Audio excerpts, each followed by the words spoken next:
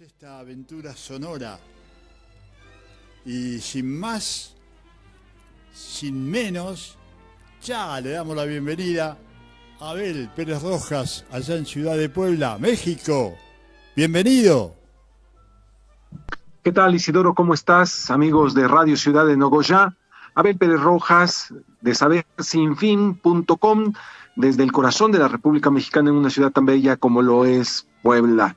Recuerde que las 24 horas del día estamos en los diferentes canales de Saber Sin Fin TV en YouTube, Saber Sin Fin Comics, Saber Sin Fin Portal en Facebook y sabersinfin.com como sitio web.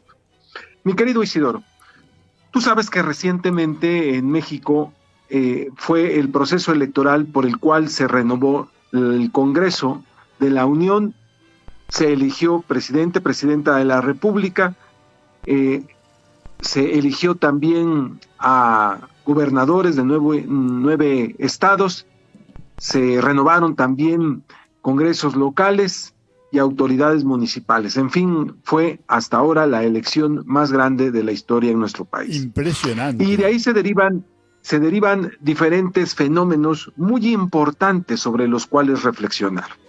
Algunas personas se preguntaban por qué este fenómeno que acompañó, la serie de fenómenos que acompañó a una elección no correspondía a la creación, a la recreación de la realidad que cada uno de nosotros tiene.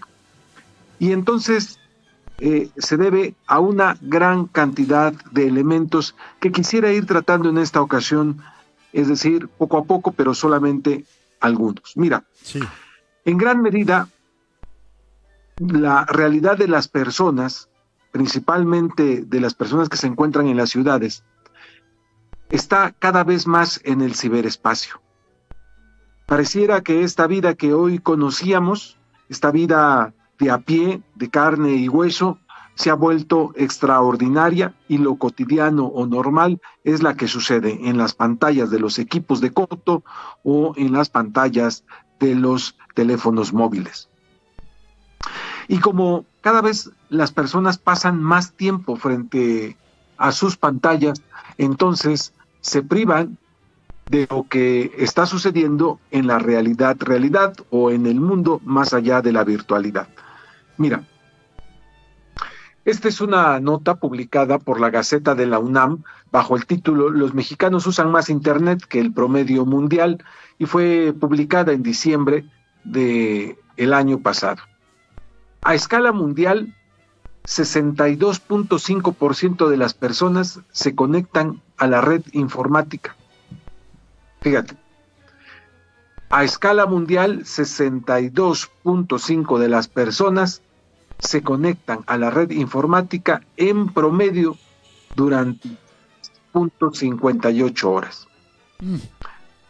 Hablando, ¿sí?, de algo que roza, digamos, las 3/3 partes de la población de nuestro continente, 62.5. Es decir, si tomamos solo esta cifra de 62.5, faltaría 12.5 para llegar a estos 3/4 de la población. Pero estamos hablando de 6.58 horas. Fíjate nada más la cantidad de horas en promedio que pasan las personas conectadas a Internet. Esto quiere decir que si nosotros consideráramos las personas que se conectan menos tiempo, quizá 1 hora o 2 horas al día, veríamos cómo este promedio se incrementa considerablemente. Esto quiere decir que cada vez más se presenta el fenómeno en donde es difícil diferenciar entre lo que sucede realmente y lo que se dice en Internet que está sucediendo en la realidad. En México, retomando este estudio de la UNAM, y que por ahí yo creo que estamos muy aparejados, no creo que haya mucha diferencia con el resto de los países latinoamericanos, ¿sí? El 74% de la población desde la adolescencia usa Internet, pero durante más tiempo, casi 9 horas al día, mientras el 80% de la gente en el país la utiliza para conectarse a las redes sociales digitales. Bueno, esto nos lleva también a reconsiderar, mi querido Isidoro, que habrá personas que no tengan para comer, o medio comen, o medio viven, pero sí se las ingenian, sí tienen las condiciones para estar conectados a Internet y específicamente para estar conectados a las redes sociales. Porque también ese es otro fenómeno que hoy habría que señalar muy puntualmente. Para muchas personas, decir Internet es decir sinónimo de redes sociales. Y decir redes sociales es un sinónimo de decir Internet. Y cada vez más se puede ver con mayor dificultad la diferencia entre uno y otro. Voy también a otro punto muy considerable, mi querido Isidoro. Debido a que la atención se ha vuelto el bien más codiciado de las personas hoy día en el planeta. Fíjense lo que le estoy diciendo, Oh, La atención se ha convertido en el bien más codiciado de las personas. O sea, sí, porque la atención puede traducirse en dinero, total. estando, obviamente, hablando en Internet. Porque la atención es lo que genera o lo que dispara, por ejemplo, los posicionamientos, la popularidad y por consecuencia las compras. Es decir, si se dirige la atención de las personas, se dirige en consecuencia también el interés de compra. Pero como hay muchísima información en el ciberespacio, ¿sí? La atención de las personas es direccionada a través de los algoritmos. ¿Qué son los algoritmos? Son fórmulas por los cuales los motores de búsqueda y las redes sociales arrojan sus resultados. Los algoritmos entonces son una serie de fórmulas programadas y también fórmulas matemáticas por las cuales se va haciendo la separación de la información y de los datos y el posicionamiento de los resultados a partir del interés de las personas y de sus búsquedas. O sea, que entre más busque una persona sobre determinada temática, los resultados que le arrojarán los motores de búsqueda y también las redes sociales estará en función con eso que están buscando las personas. O sea, por ejemplo, una persona identificada con cierta doctrina religiosa o con cierta militancia política, los resultados que le van a aparecer en sus teléfonos móviles y en sus equipos de computación son aquellos que coinciden con lo que constantemente está buscando. O sea, se empieza a crear una especie de burbuja en torno a las personas. Una burbuja creada por el interés de las personas, retroalimentada por los gigantes de Internet, ¿sí? Y direccionada por intereses económicos. De tal manera que esta burbuja cada vez se vuelve más sólida, cada vez se vuelve más constante y en consecuencia va encapsulando a las personas. Es decir, cuando nosotros no reflexionamos y pensamos sobre de esto, pareciera que cuando nosotros nos arrojamos a Internet lo hacemos completamente libres y navegar en Internet es, pareciera, el ejercitamiento de nuestra libertad de búsqueda y de elección, pero no es así. No es así porque, como he dicho, se ha creado ya cierta burbuja, pero además cierta burbuja que responde a una ideología de carácter neoliberal. Es decir, tanto Internet como las redes sociales no van a arrojar necesariamente o priorizando resultados que pongan en tela de juicio, que cuestionen la propia existencia del sistema y la propia, por ejemplo, imparcialidad o direccionamiento de ellos mismos. Entonces, a través de toda esta serie de elementos, más otros, muchísimos más, entendemos por qué las personas, no obstante que se habla que tenemos miles de millones de opciones de consulta en Internet, miles de millones de sitios web en Internet, el promedio de las personas no revisa más allá de 10 sitios web diariamente.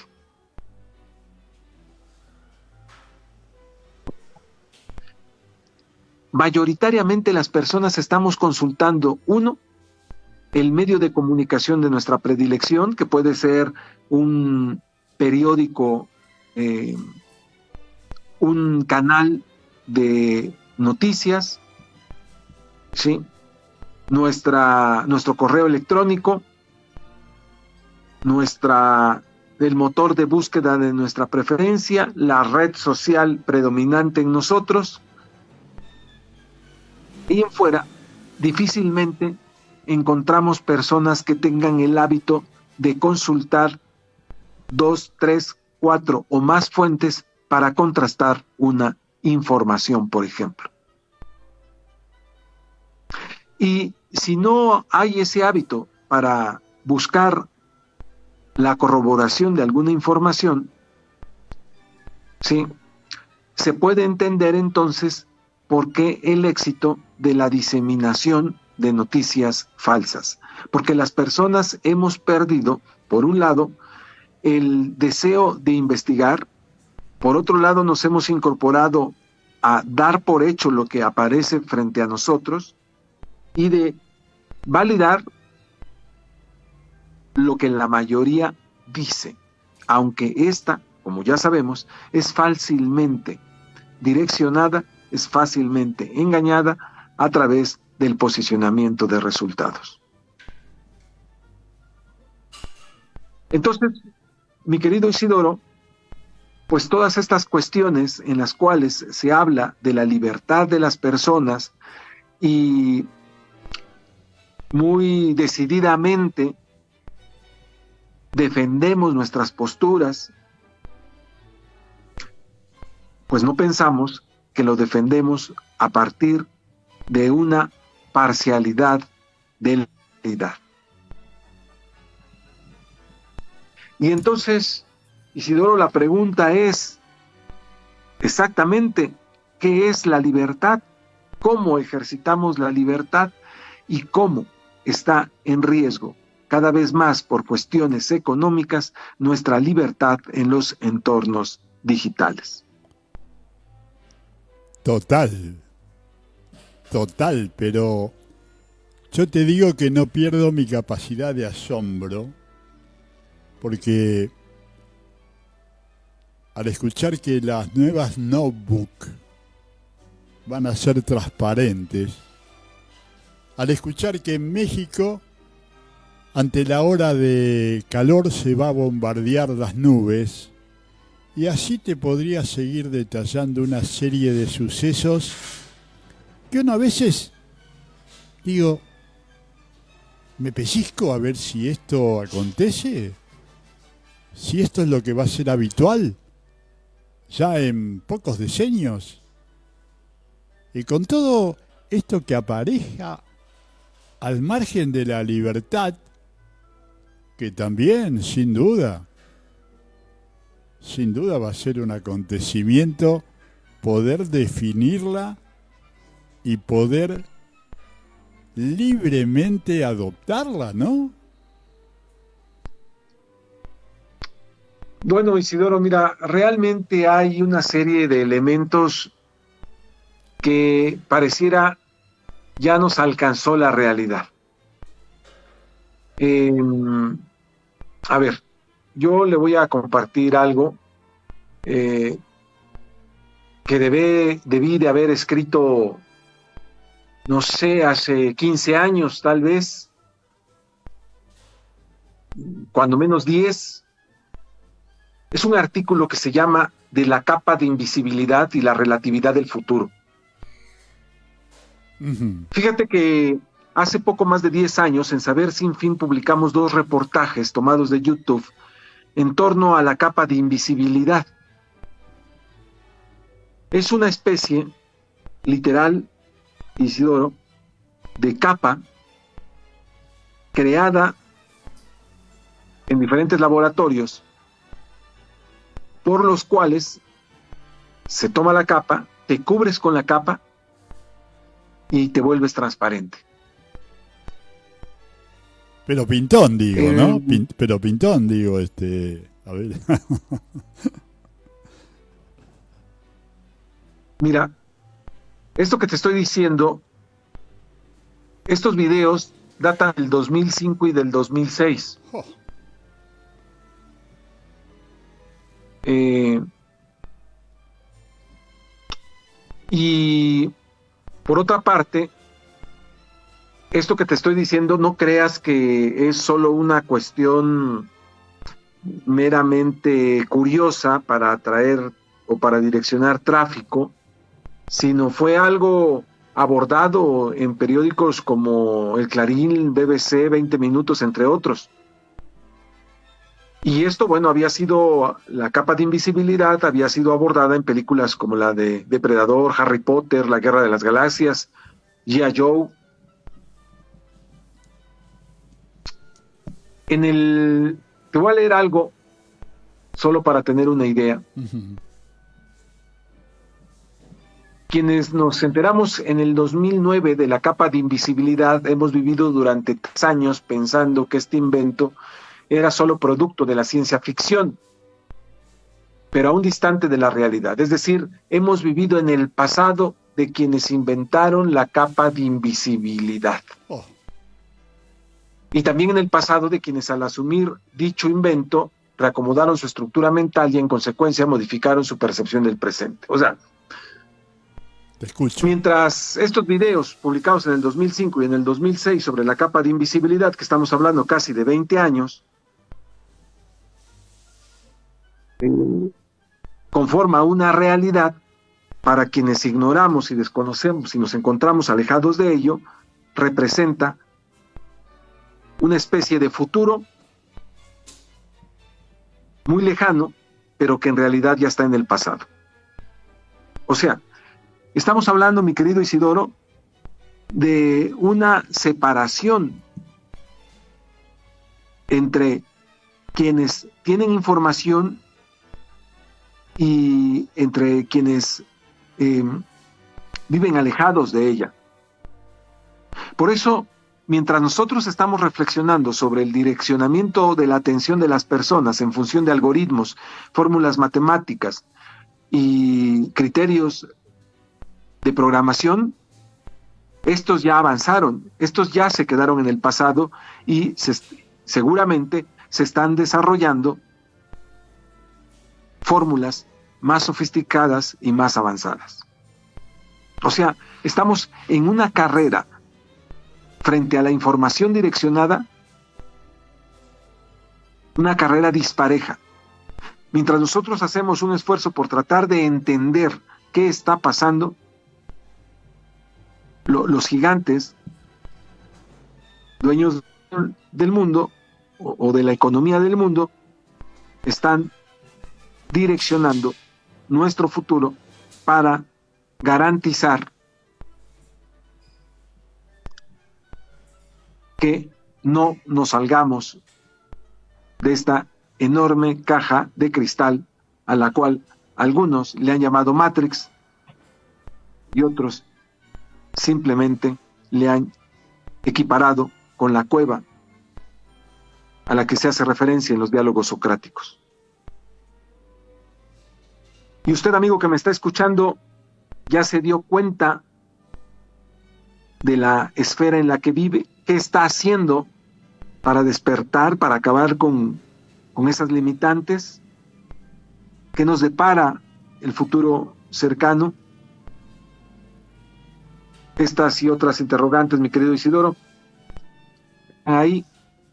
Y hoy por eso se nos dificulta entender la realidad a la luz de un paradigma más amplio, porque estamos viviendo con los ojos vendados. Y además nos sentimos muy felices de estar viviendo de esa manera.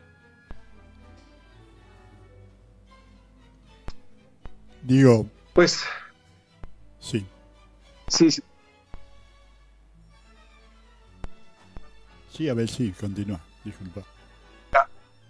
yo les quiero recomendar un libro que se llama La dictadura del algoritmo.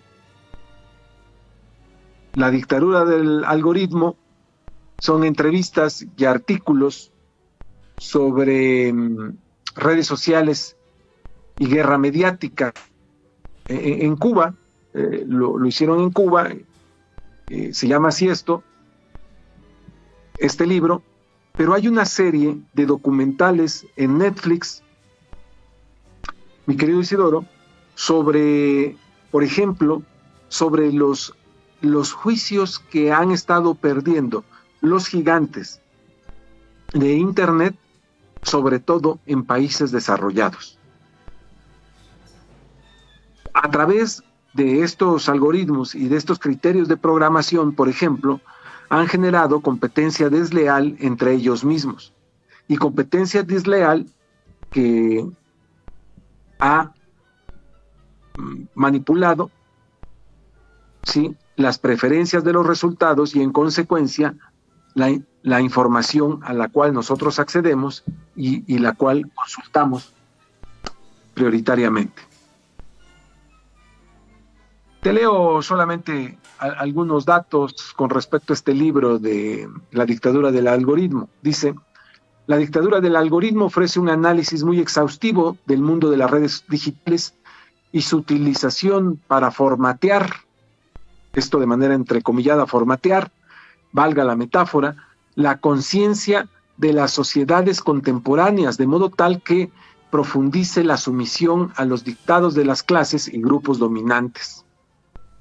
Esta frase está atribuida a Atilio Borón, y esta de Fernando Buenabad dice: no deja dudas sobre las necesidades y los retos de luchar contra las maquinarias productoras de algoritmos hegemónicos y nuestras relaciones asimétricas entre las tecnologías que, siendo grandes avances del conocimiento simultáneamente, son armas de guerra ideológica contra los pueblos. Ojo, mi querido Isidoro, aquí hay una clave muy importante. Todo esto de lo que estamos hablando es de una guerra ideológica que en efecto está dirigida contra los propios pueblos. Y una frase atribuida a Enriqueta Ubieta Gómez nos invita a reflexionar, pero también a actuar, a preservar nuestra identidad y a crear formas novedosas capaces de tocar resortes emocionales y racionales en defensa de la verdad, la que coincide con los hechos. Lo recomiendo.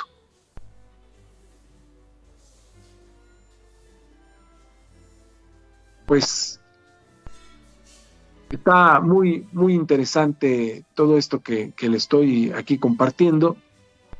Son textos que nos llevan a considerar varias cosas, varias cosas, y sobre todo a ver que hay algo muy necesario, mi querido Isidoro: movilizar el pensamiento. Movilizar, sacudir el pensamiento para poder ver alternativas y cuestiones pues diferentes, que vayan más allá de lo que aparece en nuestras pantallas, de lo que aparece en nuestros teléfonos móviles. Bien. Pues hasta aquí mi comentario, mi querido Isidoro. Bien, perfecto, estamos en tiempo. Te hago una sola pregunta, quizá no para que me la contestes ahora, ¿no? Pero sí en lo futuro. Sí, Eh, digamos, dimensionando todo esto que puede ser imaginable o inimaginable. Esas convenciones que hacen ustedes multitudinarias de gente muy valiosa, y quizá aquellos que desempeñan esas labores creativas, no importa lo que sean, me tiene que mover a pensar que en algún momento serán remotas y que estaremos todos en una pantalla desde distintas distancias exponiendo esto mismo. Pues sí, Isidoro, de hecho, mira, cada vez es más común encontrar los encuentros virtuales a distancia, las exposiciones. De alguna manera, el confinamiento ocasionado por el COVID-19 ocasionó que se experimentara sobre nuevas herramientas.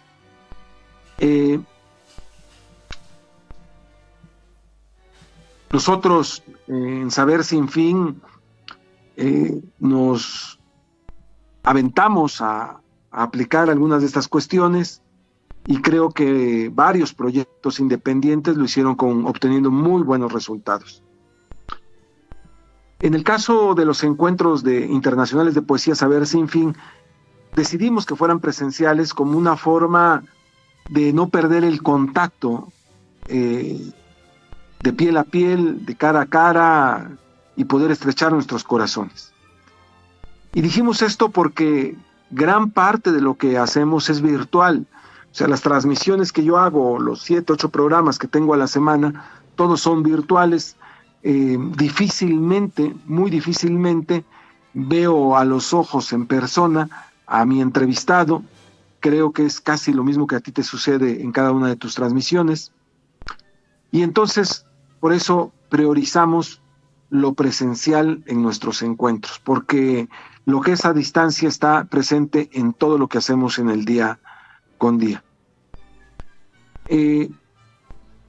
Por otra parte, Isidoro, me parece que el jugar con los formatos, o sea, el combinarlos, el plantear encuentros presenciales, combinándolos con cuestiones a distancia a través de plataformas, pues nos da un mayor rango y un mayor margen de movilidad. Sin embargo, quizás el principal reto no solamente sea el optar por lo presencial o la combinación entre lo presencial y la distancia, y la capacidad para ver y manejar nuevas formas de pensamiento, Isidoro.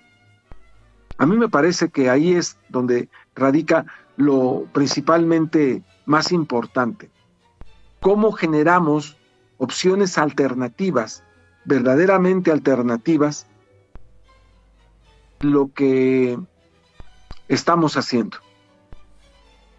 Y cómo a partir de ver estas opciones alternativas podemos modificar lo que nos rodea.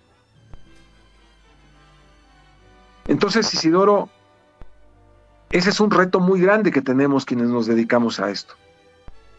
Por un lado, parece que el planeta va a una especie de destrucción, por lo menos la vida como la conocemos, a una especie de extinción acelerada, y que por otro lado, todo lo que hacemos para que esto no sea así, fuera a una velocidad lenta, lentísima, a paso de tortuga, y entonces solamente es cuestión de tiempo y hasta se podría graficar en qué momento ya va a ser irreversible muchas de las cosas que hacemos, que ya no tendrá sentido hacerlas, y por otro lado, cómo sin decaer las seguimos haciendo y logramos que se reviertan gran parte de todas estas cosas.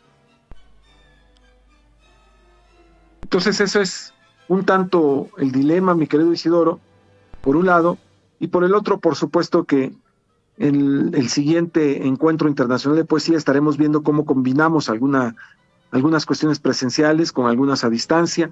A veces la dificultad que tenemos para desarrollar nuestros encuentros se debe a que el edificio carolino, desde donde habitualmente transmitimos, es un edificio con paredes de 1 metro de grosor, Oh, 1,20 m, 1,30 m, a veces son más gruesas considerablemente, y eso ocasiona dificultad para que nuestra señal salga.